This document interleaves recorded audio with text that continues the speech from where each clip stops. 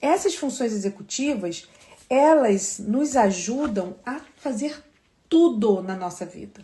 Tudo. Se eu tô batendo papo com a minha amiga, conversando, sei lá, sobre... Vamos botar o tema de hoje, né? A Copa. Tô conversando sobre o jogo, tô conversando sobre a Copa, o Brasil, não sei o quê. Para eu poder conversar sobre esse tema com uma amiga, eu preciso recrutar funções executivas do meu cérebro. Para que eu possa trazer as informações que eu sei sobre o Brasil, sobre o jogo, sobre a Copa, para poder organizar essas informações, definir o que é prioridade de eu conversar e aquilo que não tem necessidade de eu falar, a forma como eu vou adequar a minha linguagem. Falar sobre o Brasil com uma amiga não é a mesma coisa se eu estiver aqui dando uma palestra para vocês, eu vou usar uma linguagem um pouco diferente. Dar uma palestra num auditório é diferente quando eu estou aqui numa live, apesar do tema poder ser o mesmo, o conteúdo ser o mesmo, mas a linguagem precisa ser diferente. Então, tudo isso eu vou precisar recrutar essas funções executivas de organização, de planejamento, de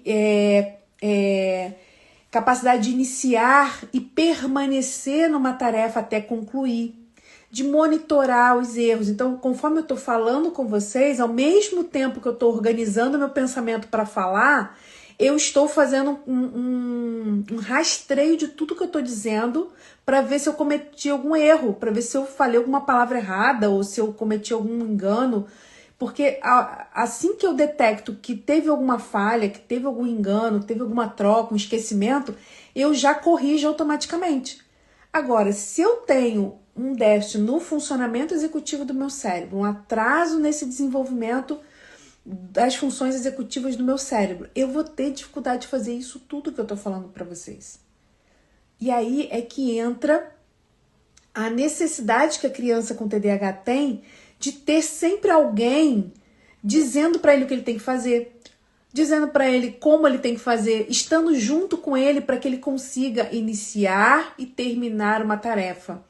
Por quê? Porque se ele ficar sozinho, sem nenhum tipo de ajuda, sem nenhum tipo de suporte, sem nenhum tipo de organização externa, ele não tem condições de funções executivas internas para dar conta daquilo sozinho.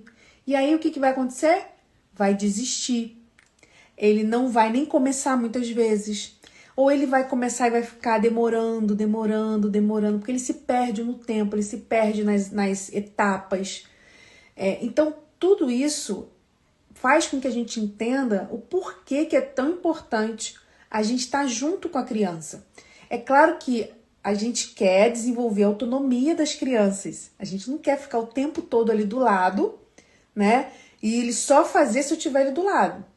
Mas num primeiro momento vai ser necessária a nossa presença.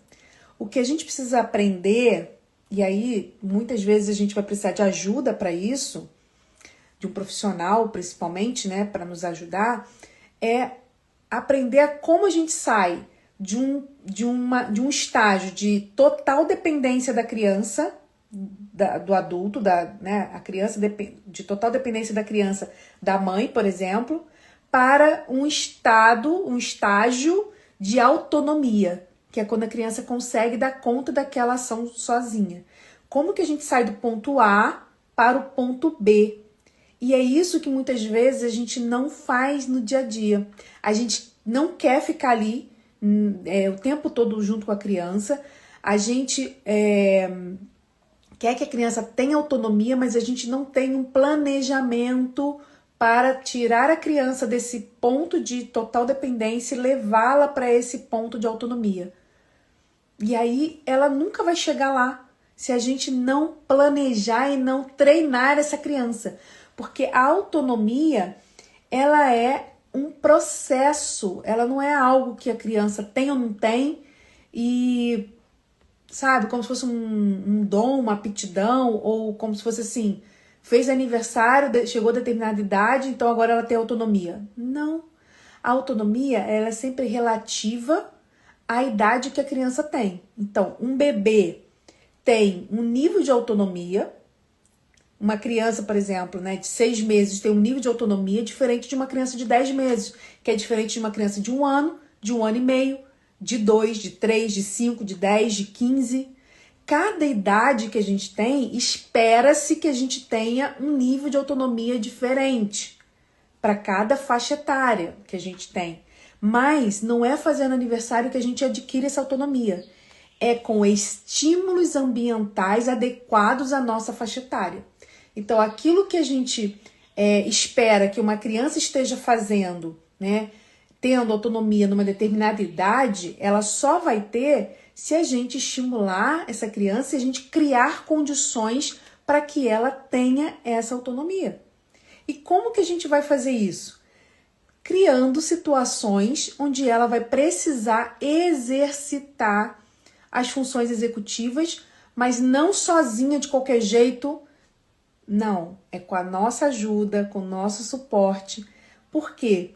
Porque sem isso ela não vai dar conta.